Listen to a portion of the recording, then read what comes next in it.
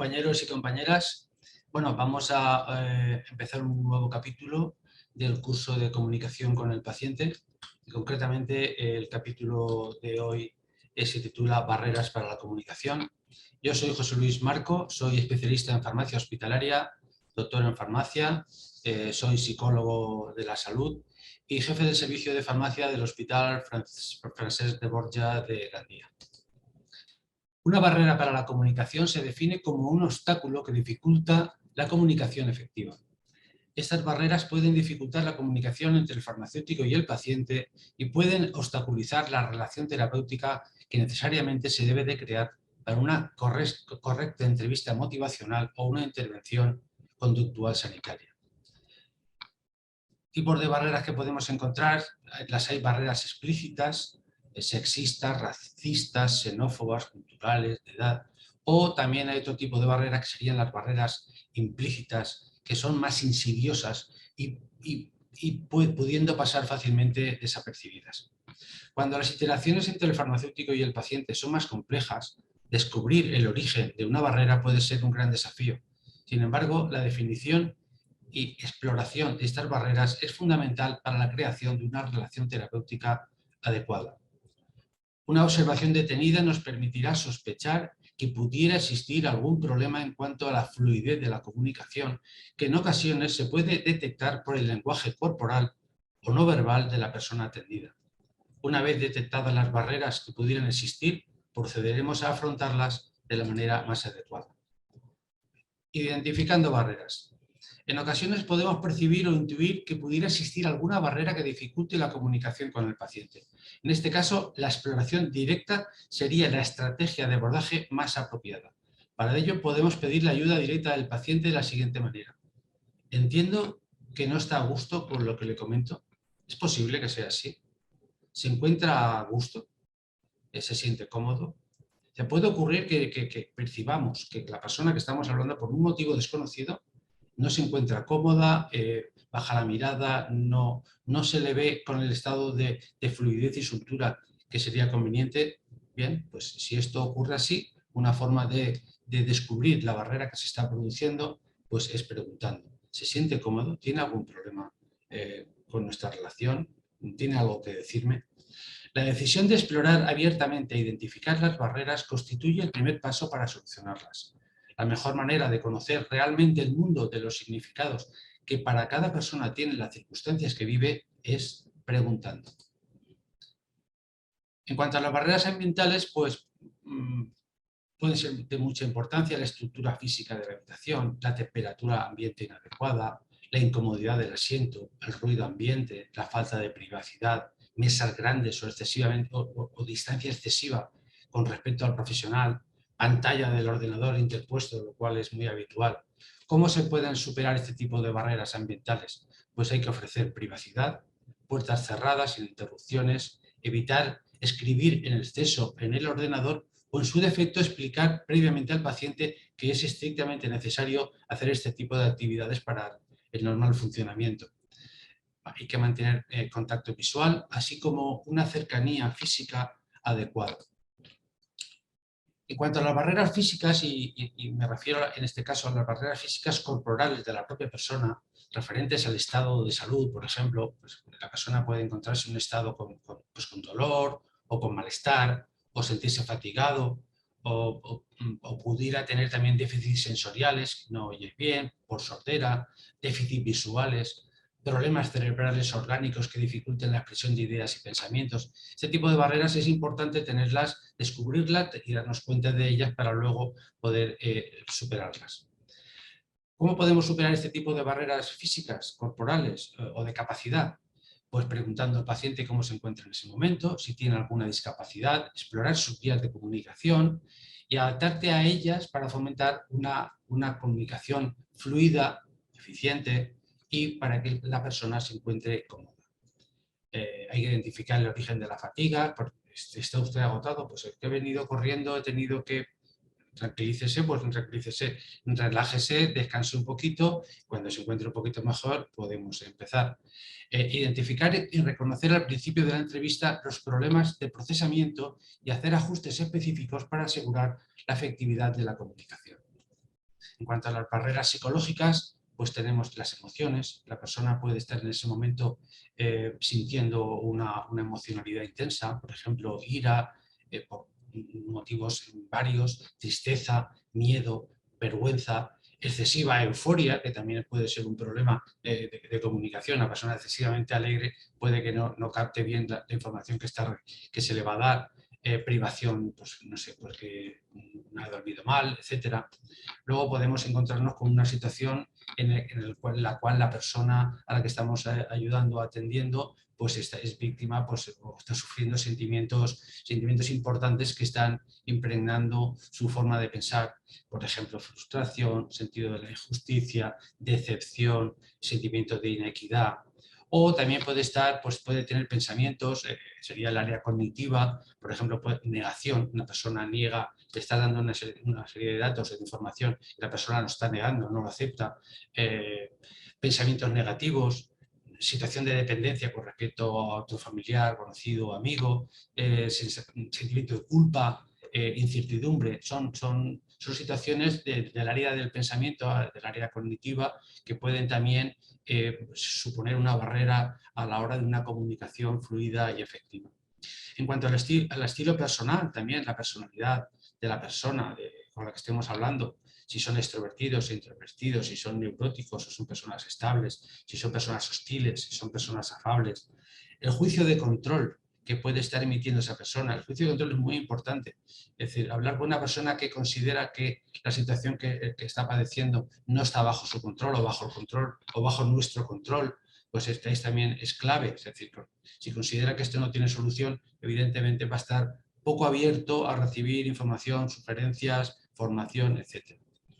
En cuanto al estilo, otros estilos personales que son importantes, personas, por ejemplo, que son del estilo ir hacia, son personas que van hacia el logro, pues estas personas a la hora de comunicarnos con ella, si tiene este tipo, esta característica personal, deberemos de plantearle proyectos del tipo vamos a ver si conseguimos. Y luego hay otro tipo de personas que son más bien del tipo alejarse de. Entonces, bueno, pues las que son del tipo alejarse de se mueven más por la prevención. Entonces, en este caso, el estilo comunicacional nuestro para superar esta barrera sería de tipo, vamos a hacer esto para evitar riesgos, vamos a hacer esto, este plan estratégico para evitar, para disminuir el riesgo de que suframos un infarto de miocardio. Son personas cuyo enfoque, cuyo características personales se focalizan más hacia alejarse de. Luego el estilo atribucional, también es importante saber a quién le echa la culpa de las circunstancias que estamos viviendo. La dureza de la persona, hay personas que son más resilientes y otras personas son más lábiles. ¿Verdad? Esto puede suponer a veces una facilitación de la comunicación y otras veces una barrera. ¿Cómo vamos a superar las barreras psicológicas? Bueno, las barreras de esta naturaleza son muy diversas, pero la principal medida ante una barrera psicoemocional es proporcionar apoyo y saber comunicar algún tipo de reconocimiento, empatía e interés sincero por lo que la persona siente o piensa. Ante un paciente que expresa algún tipo de emoción primaria en la consulta farmacéutica, la actitud debe de ser validadora de la emoción. Es normal que te sientas así, triste, enfadado. Lo primero, validación. Entendemos que te encuentres así y es perfectamente lógico. Validamos tu emocionalidad, validamos tu pensamiento. Es perfectamente normal que ocurra lo que está ocurriendo. Un paciente en un estado emocional no favorable presenta una barrera comunicacional muchas veces insalvable. Hablar con una persona que acaba de recibir un diagnóstico o el resultado de una exploración que le ha producido un estado de shock va a ser muy poco eficiente. Las emociones son pulsiones de corta duración que son difíciles de gestionar de forma voluntaria. Dejar que las emociones sean expresadas y ejerzan su función es la estrategia adecuada. Es lo que denominamos ventilación emocional. Es decir, cuando una persona está triste y lo está expresando delante de nosotros, es normal que tengas ese sentimiento. Y luego podemos añadir algún tipo de información para ayudarle a que esa emoción primaria pase. ¿De acuerdo? Ante una persona que rompe en llanto, Lo primero, validación emocional. Es normal que te sientas así. No hay que decir jamás que haga lo contrario. No llores, no merece la pena, no llores, no es para tanto, nunca, jamás. Es normal que te sientas así. Tómate tu tiempo. Y le acercamos unos pañuelos de papel que deberían estar siempre disponibles en la mesa de todo farmacéutico. Es decir, es una actitud. Nosotros estimamos que en nuestra consulta externa de pacientes externos, entre el 20 y el 30% de los pacientes, cuando se les pregunta cómo estás, acaban llorando. Entonces, la actitud ya nuestra general ya la tenemos clarísima. Tenemos siempre un pañuelo, una cajita de pañuelos de papel y se la acercamos con una sonrisa. Es normal que te sientas así, pues no decimos nada, simplemente dejamos que el silencio pues haga su función, la emoción pase y luego cuando la persona recupera su estado, digamos, de normalidad, no víctima de una emocionalidad extrema, pues seguimos con el procedimiento. Es importante aflorar los sentimientos para afrontar aquellos que puedan constituir una barrera para un correcto plan terapéutico. Es decir, los sentimientos pueden ser tan variados como el imaginario de la persona. Esto es injusto, me siento culpable, no tiene que haber ocurrido, etc. Bueno, pues es importante que afloren estos sentimientos y que la persona los verbalice porque la actitud nuestra va a variar dependiendo del sentimiento que aflore en cada situación. La indefensión aprendida ha de ser afrontada al igual que debemos de conseguir que el juicio de control sea favorable. La situación está bajo control. Es importante que la persona manifieste y crea el problema que lo trae a la consulta farmacéutica está bajo su control personal, bajo el control de los profesionales de la salud o bajo el control del Sistema Nacional de Salud. Es decir, hay que evitar a toda costa que la persona piense que el problema que lo trae a la atención farmacéutica no tiene solución o es un problema de una envergadura enorme, que eso hay que evitarlo. Y hay que evitarlo a través pues, de la consulta, del diálogo, dándole información que no tiene, etc. Preguntar al paciente sobre sus expectativas con respecto al tratamiento y a la enfermedad permitirá también que afloren este tipo de sentimientos. En cuanto a las barreras de tipo sociocultural, muy importantes, otras personas involucradas, la familia, el traductor, por ejemplo, si la persona no habla nuestro idioma, procesos legales, determinadas discapacidades. Es importante el resto de familia.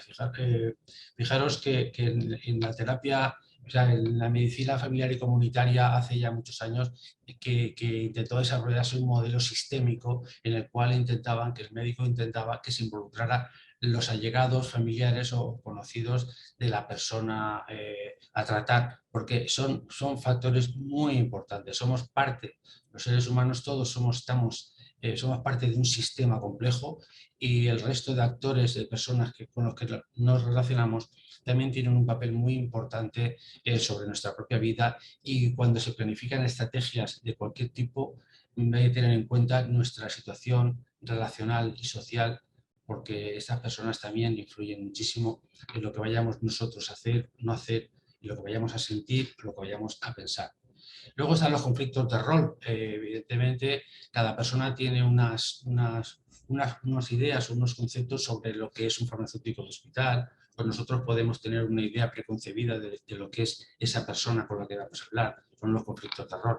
En ese sentido, también tenemos que tener claro qué es lo que tenemos que transmitir a la persona como profesional de la salud, cuál es nuestro valor añadido, cuáles son nuestras competencias, que nos pongan en valor para que esa persona valore realmente al profesional de la salud con el que está hablando en su justa medida.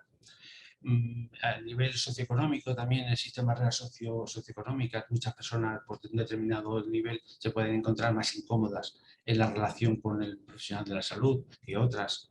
El lenguaje, los términos técnicos que solemos utilizar los profesionales de la salud, etcétera. La propia ropa, o sea, la propia ropa que al profesional de la salud le da autoridad puede intimidar a la persona asistida. La estigmatización del problema.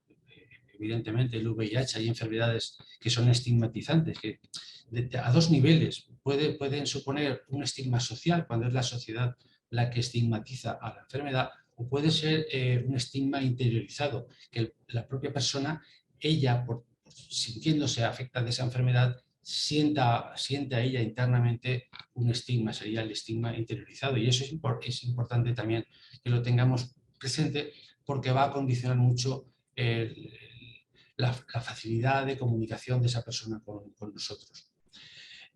Diferencias generales entre el profesional y el paciente, por ejemplo, edad, sexo, raza, cultura, educación, experiencia, diferencias culturales, creencias sobre la salud, etcétera.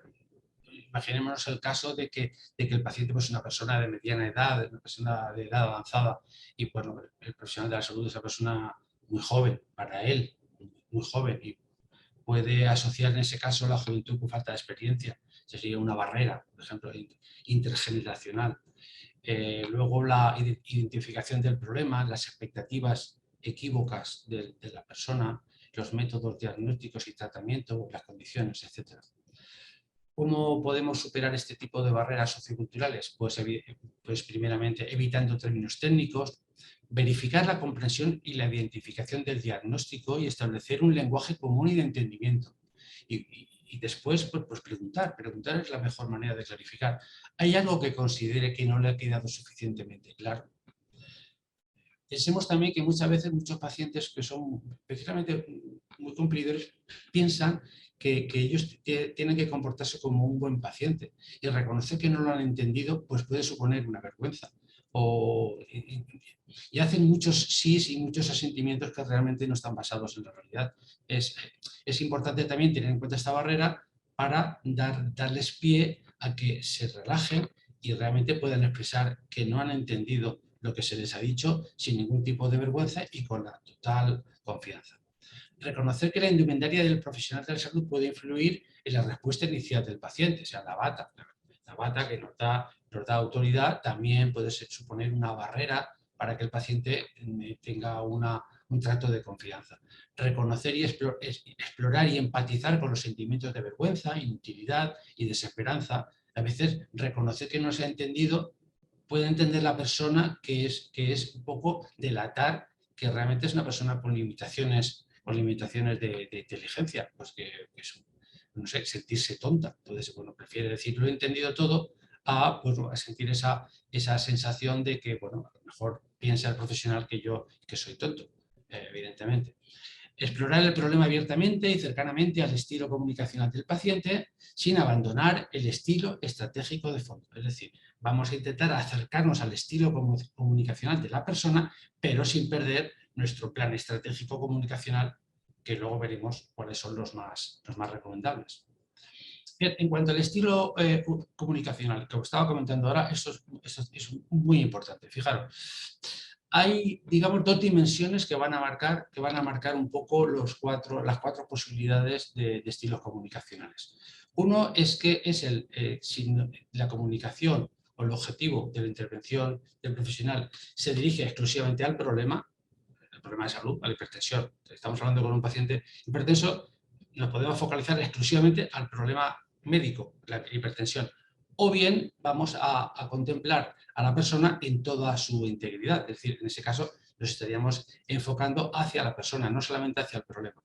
Y luego otra dimensión muy importante es si el estilo comunicacional que vamos a utilizar es muy unidireccional, es decir, yo soy el profesional de la salud que sabe y te voy a decir lo que tienes que hacer, o la otra opción es que entendamos que la persona a la cual estamos atendiendo es una persona con autoridad, con capacidad de autogestión, es una persona competente y ella también va a tomar va a tomar parte en la toma de decisiones. Sería un estilo de comunicación bidireccional. Bueno, pues si conjugamos esas dos dimensiones, tenemos las siguientes posibilidades.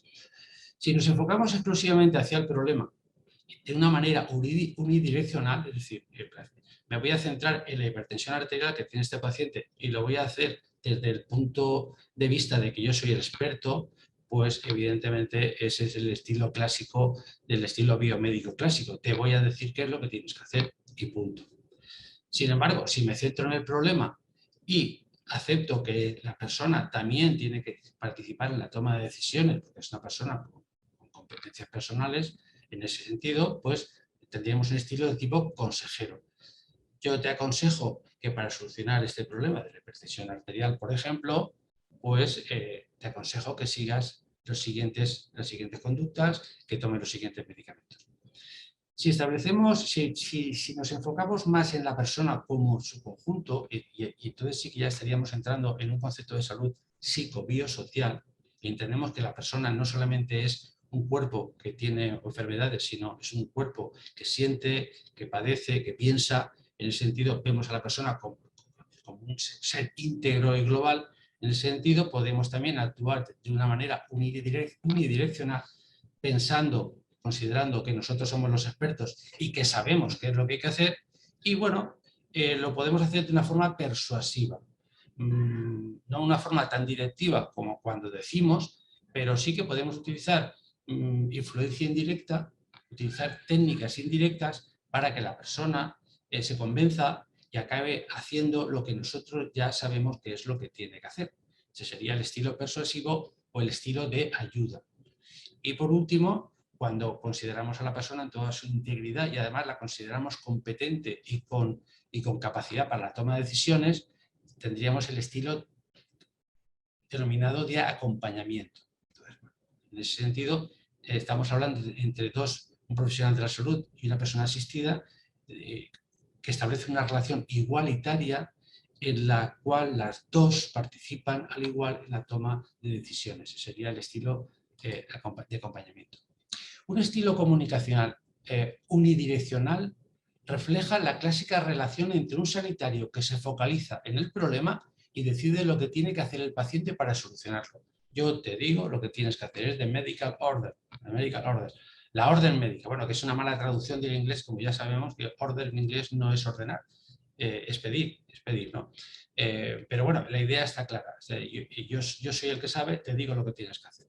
Se ajusta a un modelo reconocido como directivo. Yo te digo la directriz, te establezco las directrices, o paternalista. Cuando el profesional de la salud amplía la visión del objetivo a la propia persona asistida en toda su complejidad, siendo igualmente su actuación unidireccional, el estilo se convierte en un estilo persuasivo o de ayuda, que hemos comentado. El estilo comunicacional persuasivo requiere una mayor responsabilidad por parte del sanitario, porque lógicamente tú vas a establecer hacia dónde vamos porque consideras que esa es. Entonces, eso conlleva una responsabilidad muy importante. En ese caso, el profesional de la salud que cree saber aquello que es mejor para el paciente e intenta convencerle directa o indirectamente de lo que tiene que hacer.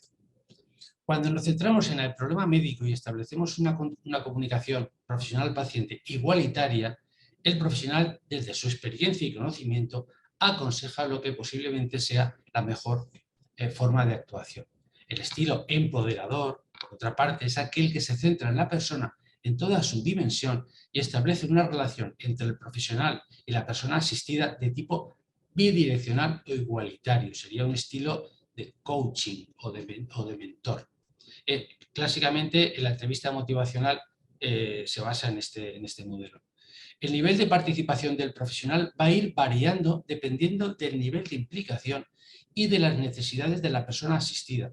Así tenemos, por ejemplo, que habrá una función capacitadora, formadora, cuando la persona asistida lo requiera porque le falta formación. Entonces, en ese sentido, la actuación del profesional va a ser formadora en aspectos biomédicos o en aspectos terapéuticos o en aspectos psicoemocionales, como iremos viendo a lo largo del curso. Otra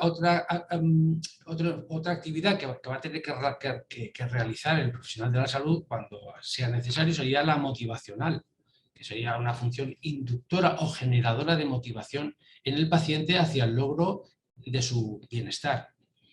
Y luego otro tipo de intervención sería la de tipo conductual, que también la vamos a abordar en el curso, que sería más que una función formadora, una función transformadora, porque en este caso vamos a intervenir en los aspectos cognitivos y conductuales de la persona. Vamos a intentar ayudarle a que su forma de pensar y su forma de sentir sean mucho más adaptativas y no sean obstruccionistas. Cuando la persona está emotivamente, sus sentimientos no son adaptativos, vamos a intentar ayudarle a que su forma de percibir la situación sea muchísimo más cercana al bienestar que se merece. Más barreras vinculadas con el estilo comunicacional, pues como vemos, cuanto más biomédico o biopatológico sea el modelo que vamos a seguir, el estilo comunicacional va a ser más directivo, sobre el supuesto de que el profesional es el que sabe cómo tiene que resolverse el problema médico y por ello dice qué es lo que se tiene que hacer. Menos directivos son los estilos persuasivos y de counseling, aconsejar, aunque en ellos también subyace la idea de que el profesional de la salud es el que sabe lo que le conviene al paciente. O sea, la medicina basada en la evidencia. Hay una serie de datos que sugieren una forma de proceder y eso, lógicamente, nosotros lo sabemos, el paciente los puede saber o no los puede saber. Si no los sabe, pues se lo podemos hacer conocer. En todo caso, siempre hay cierta directividad en ese tipo de intervenciones. El modelo de acompañamiento es más igualitario y es el más recomendable para un abordaje más complejo de la problemática del paciente, entendida desde una manera más integral. Sea cual sea el estilo comunicacional que desarrollemos, en el caso de la atención farmacéutica hay que asumir que una parte importante de la misma requiere de cierta directividad, ya que las estrategias terapéuticas farmacológicas se rigen por criterios técnicos, es decir, cómo se tiene que tomar un medicamento no es objeto de decisión. Los medicamentos son efectivos, son útiles si se utilizan como se tienen que utilizar. Para eso hay estudios previos que demuestran que esa es la forma correcta. Es decir, no es opinable ciertas pautas terapéuticas. Cuanto más psicosocial sea la necesaria participación del paciente en su tratamiento, más igualitario deberá de ser el estilo comunicacional. Por ejemplo, en el caso de la adherencia. La adherencia es una conducta. Evidentemente es una conducta que está sujeta a la decisión de la persona. Cuanto más cercana sea el cambio de actitud a su zona de decisión personal, más igualitaria debe de ser la relación entre el profesional de la salud y la persona asistida.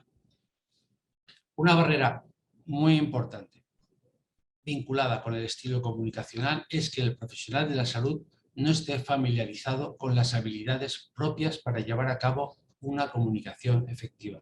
Hemos estado hablando de unos estilos comunicacionales, evidentemente cada uno de ellos tiene detrás una técnica que hay que conocer para poder ser efectivos utilizando cada uno de los estilos. De hecho, este curso está precisamente para eso, para formarnos y para que podamos hacerlo mucho mejor. ¿Cómo superamos estas barreras vinculadas con el estilo comunicacional? Evidentemente con formación y con experiencia. Las personas, vamos a hablar en estos momentos de algunos conocimientos básicos clave para establecer cualquier estilo comunicacional y que sea efectivo en nuestra relación con los pacientes. Las personas tenemos 3 necesidades básicas a satisfacer. Esto lo dijeron Ryan y Desi. Y son 3. Y estas 3 necesidades básicas tenemos que tenerlas presentes en nuestra mente siempre. Primero, las personas necesitan sentirse competentes. Para sentirse competentes tienen que sentir que entienden la problemática, que entienden la dinámica en la que se encuentran metidas y que sienten que son capaces de afrontar los retos que se están planteando. Es sentirse competente. La segunda necesidad básica, los seres humanos somos seres sociales, somos seres cooperativos, tenemos la necesidad de sentirnos integrados de manera grupal, sentirnos apreciados en el grupo social, familiar, incluso en nuestro sistema sanitario. En este caso, en la relación con el profesional de la salud, las personas necesitan sentirse que son objeto de interés por parte del profesional, por parte del sistema de salud. Y en tercera posición, y no por ello menos importante, y es lo que da nombre a la teoría de Ryan y Deci, que es la teoría de la autodeterminación, todas las personas tenemos la necesidad de sentir que nosotros somos los que decidimos sobre nuestra vida.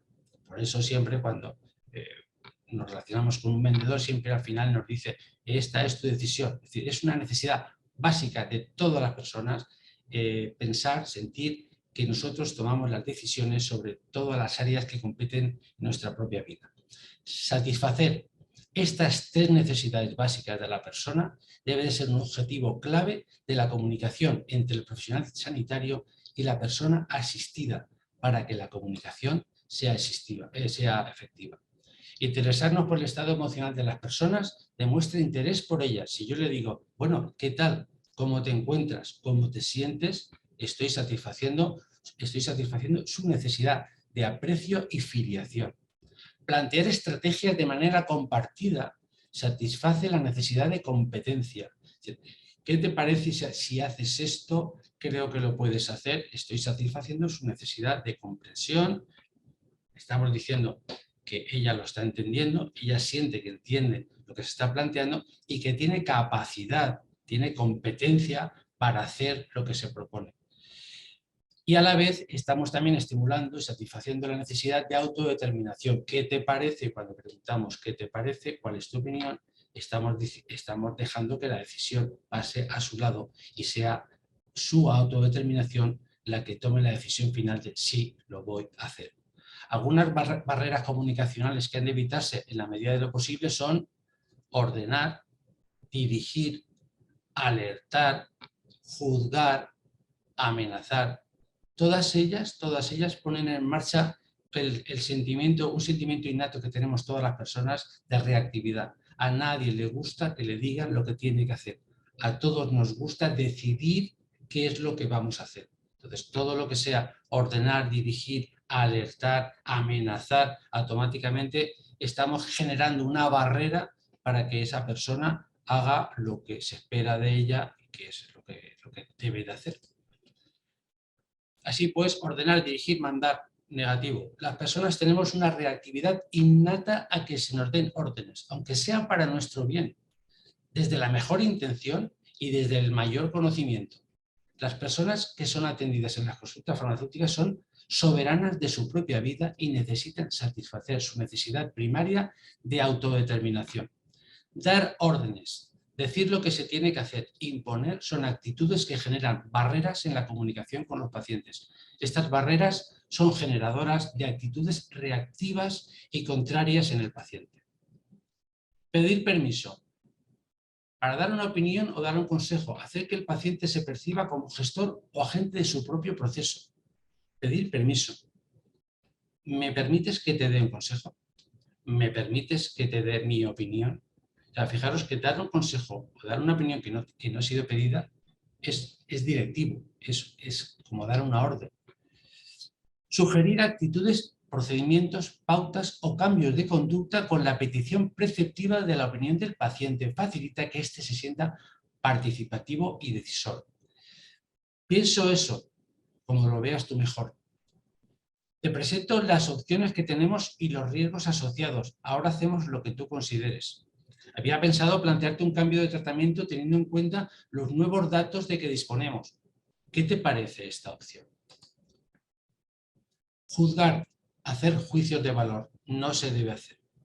Lo que hacen los pacientes puede ser erróneo desde un punto de vista del conocimiento médico, pero aún así no resulta conveniente el juicio negativo directo por parte del profesional, a no ser que se solicite explícitamente su opinión. Si el paciente dice, ¿usted qué opina? ¿O tú qué opinas? Le damos nuestra opinión, que puede ser contraria. Pero decirle, estás equivocado, mal, muy mal, eso no es así, no es la forma correcta de comunicarse con una persona.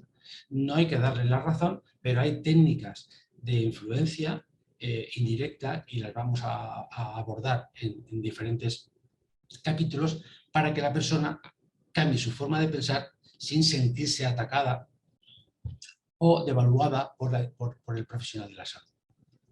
Que te quiten la razón o simplemente que no te la den suele ser percibida como una agresión o una orden contraria a tu criterio. Ya sabemos que las órdenes generan una reactividad en las personas. Decirle a alguien directamente que se equivoca o que lo está haciendo mal es una muy mala estrategia para conseguir una comunicación efectiva. Bien, vamos a acabar ya.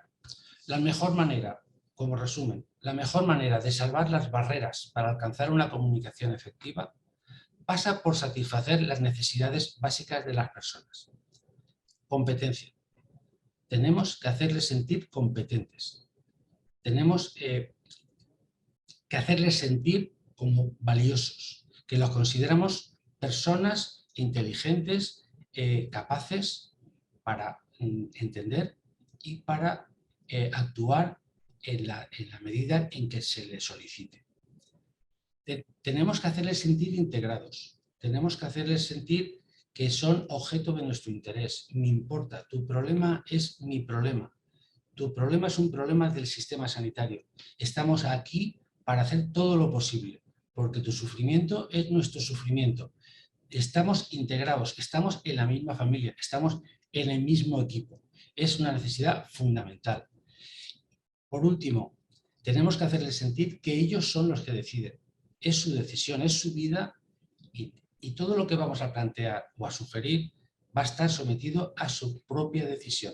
Cuando a las personas les hacemos sentir que son competentes, que son importantes para nosotros, que estamos realmente motivados y vinculados con sus intereses, y cuando les hacemos sentir que ellos deciden, lo que conseguimos es que esa persona confíe. Y la confianza en el profesional de la salud y en su sistema sanitario es la mejor manera en la cual, para conseguir que el paciente participe de una forma activa, no solamente activa, sino proactiva en sus cuidados y en asumir la responsabilidad que le corresponde con su propia vida. Esa será nuestra gran aportación. Y bueno, nada, hasta aquí la charla de hoy. Seguiremos tocando temas también muy interesantes como la gestión emocional, la gestión de los pensamientos. Bueno, chicos, hasta la próxima.